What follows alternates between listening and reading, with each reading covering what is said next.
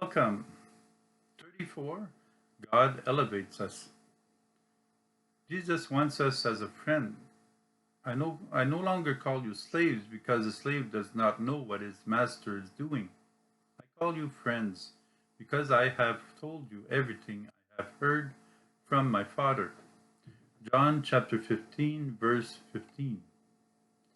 We become friends if we stay close to what Jesus is teaching us. God seeks to clothe us in his presence.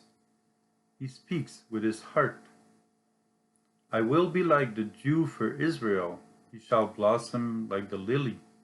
He shall strike root like the Lebanon cedar.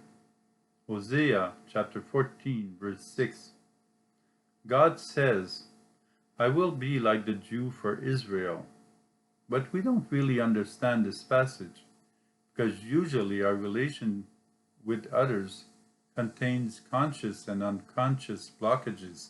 And we'll say, when you'll become my friend, I'll be your friend. Usually we need to know the person, trust him, and then that person can enter our group of friends. This seems the norm in our way of proceeding before welcoming and accepting friendship.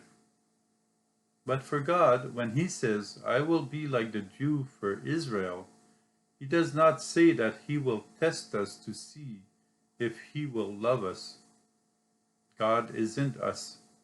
He doesn't expect to create a relationship with us. He loves us immediately. God loves us unconditionally. He loves us despite our faults and sins.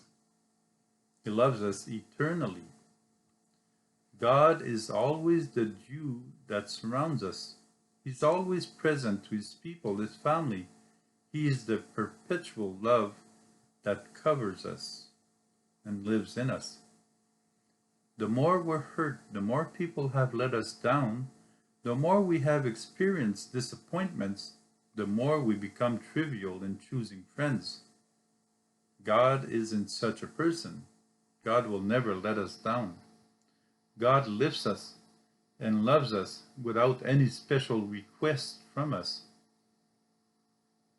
So the difficulty of entering a relationship with God always comes from us because we fear some of our past supposed friends. We confuse God with people from our past. We fear God instead of letting him love us. We block our relationship with God in 1,000 ways. We are resourceful in finding reasons and excuses for not honestly following Jesus.